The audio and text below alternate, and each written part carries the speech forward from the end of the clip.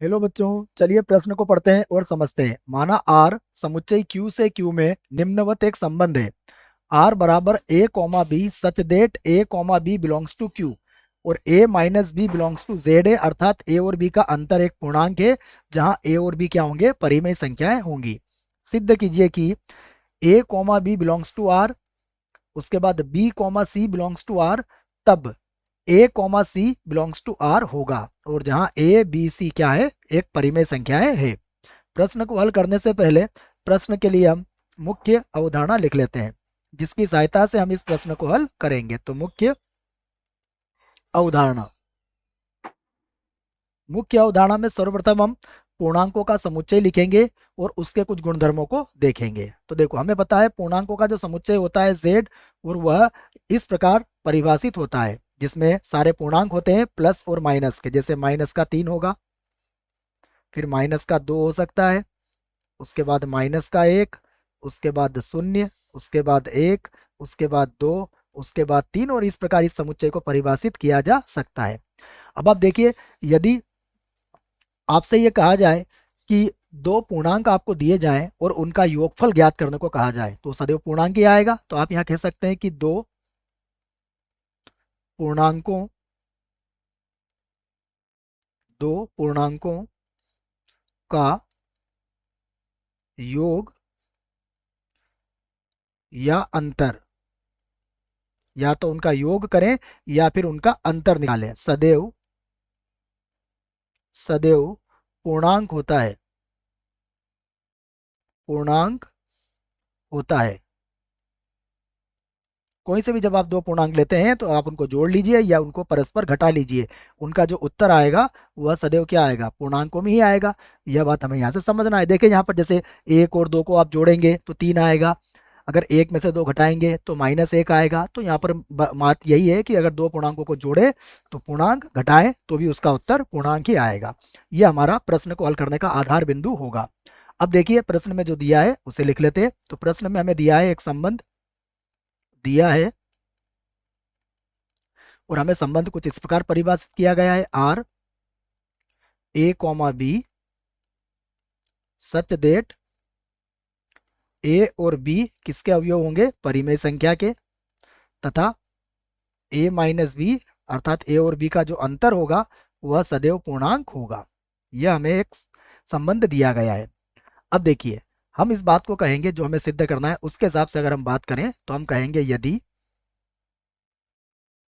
यदि ए comma B, और यह कहा गया है यह बिलोंग्स टू है आर, अर्थात ये आर का अवयव है, तब तब हम इस बात को कहेंगे कि ए और बी का जो अंतर होगा, अर्थात ए माइनस बी जो होगा, वह क्या होगा, बिलोंग्स टू जेड होगा। इस बात को आप कह सकते हैं, यह आपको दिया हुआ है। उसके बाद देखिए फिर से, यदि हमें दिया हुआ है बी कॉमा सी जो है वह भी आर का अवयव है, तो यदि B comma C belongs to क्या है, आर है, तो आप इस क्या कहेंगे, आप कहेंगे कि बी माइनस सी यह भी क्या होगा, पूर्णांक ही होगा। इसका मतलब a माइनस बी जो है वह भी पूर्णांक है और b माइनस सी भी क्या है, पूर्णांक है। और जहां आप इस बात को कह सकते हो, जहां यह स्पष्ट रूप से कहा गया है कि a b और c ये सभी क्या है, ये सभी परिमेय संख्याएं हैं।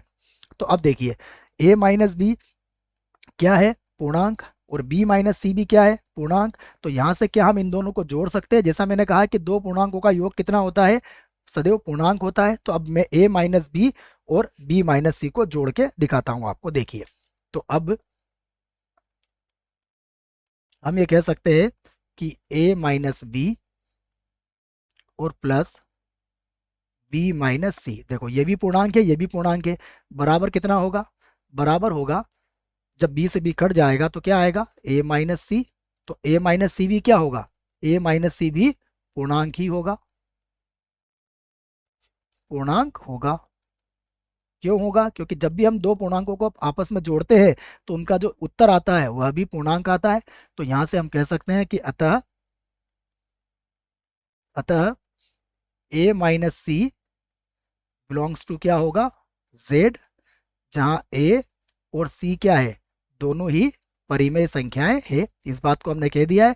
और जैसा कि संबंध आर में कहा गया है कि यदि ए और सी का अंतर जेड है तो ए और सी कहाँ मिलेगा आपको, ए और सी आपको समुच्चय आर का अवयव मिल जाएगा। तो हम ये कह सकते हैं कि इसलिए इसलिए हम ये कहेंगे कि ए कॉमा सी यह किसका अवयव होगा, यह आर का अवयव होगा, क्योंकि आर की शर्तों का पालन यह करता है। तो अब हमने इस बात को सिद्ध कर दी है कि A comma B belongs to R हो और B comma C belongs to B क्या हो, आर हो, तब तब यह हम कह सकते हैं कि A comma C belongs to B कितना होगा, आर होगा। और यही हमें सिद्ध करना था। आशा करता हूं आपको इस प्रश्न का उत्तर समझ में आया होगा। धन्यवाद।